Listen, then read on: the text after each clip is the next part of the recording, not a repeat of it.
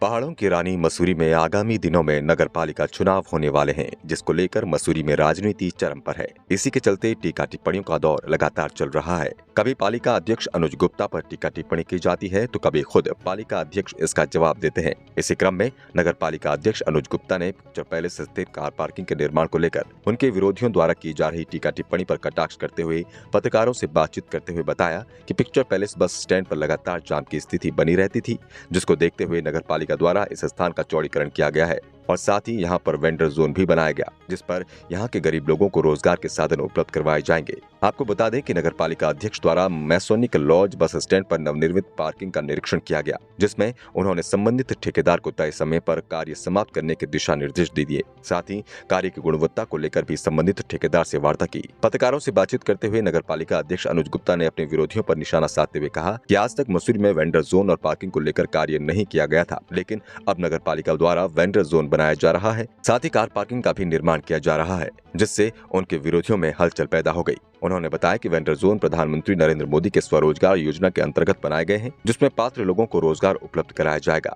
उन्होंने कहा कि कुछ लोगों को शहर का विकास रास नहीं आ रहा है, जिसको लेकर वे अनर्गल बयानबाजी कर रहे हैं। उन्होंने चेताया कि यदि शहर के विकास में अड़चन पैदा की गई तो वे आंदोलन के लिए बाध्य होंगे। न्यूज इंडिया अपडेट के लिए पहाड़ों की रानी मसूरी से भरत लाल की रिपोर्ट।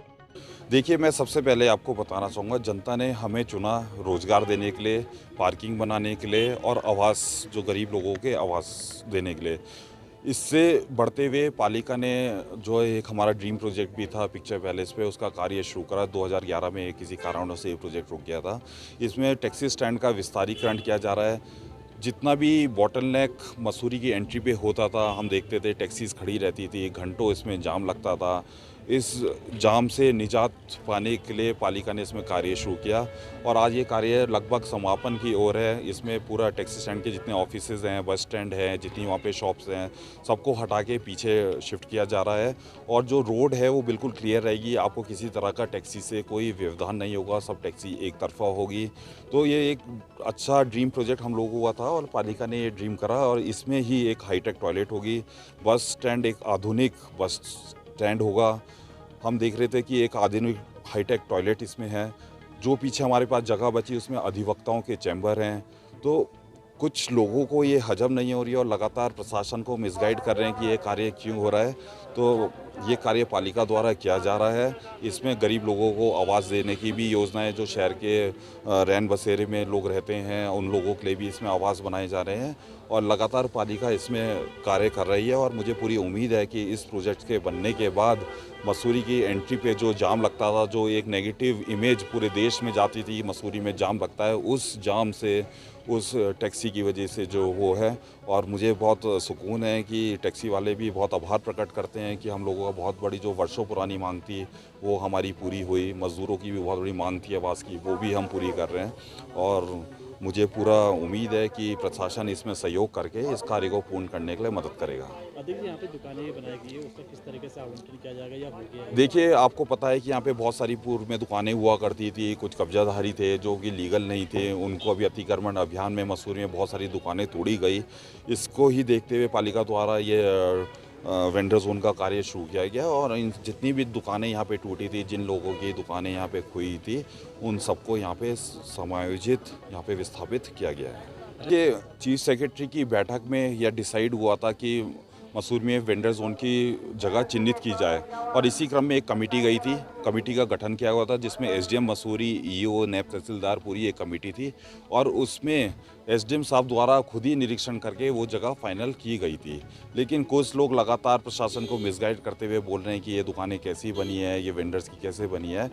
मैं उनको बताना चाहूँगा कि ये जो प्रधानमंत्री हमारी वेंडर्स योजना है उसके अंतर्गत जो उसके नियम है उनके अंतर्गत ये वेंडर्स को आवंटित की जाएगी। और जहाँ तक रोड साइड की बात करते हैं, ये पालिका की अपनी भूमि है। जो रोड साइड में प्रशासन को दिक्कत थी वो शॉप्स हम हटा चुके हैं। किसी भी तरह का कोई ट्रैफिक में व्यवधान नहीं है। केवल एक ईर्ष्या से और एक राजनीति से प्रेरित होकर कुछ लोग इसमें जो गरीब लोगों को रोजी मिल रही है उसका विरोध कर रहे हैं और अगर इसी में किसी तरह का व्यवधान पैदा होता है किसी तरह, तो जनता के बीच में जाके, उन गरीबों के बीच में जाके इन जो संस्था उनके खिलाफ आंदोलन किया जाएगा। आवास को लेकर भी लगातार जो है बात चल रही है कि पार्किंग पास हुई थी और आवास पास जो है बनाया जाए। देखिए, पार्किंग जो पास हुई थी वो पार्किंग बन चुकी है। इसके नीचे जो खाली जगह थी जो किसी भी यूज़ में नहीं आ सकते थे, वो क्योंकि वो जगह खाली थी, उसमें कोई स्पेयर काम नहीं हो सकता था। हमें पार्किंग की कॉस्ट भी निकालनी थी, हमने उसको देखते हुए उसमें आवास बनाए और वो गरीब लोगों को आवंटित किए जाएंगे।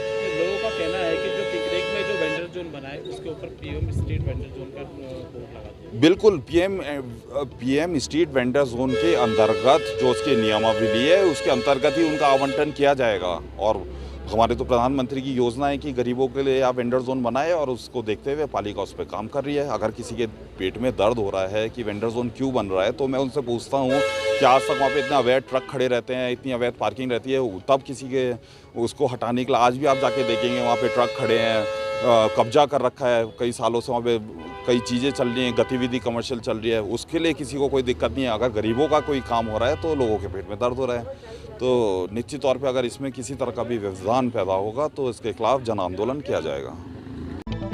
न्यूज इंडिया अपडेट आपका अपना चैनल है।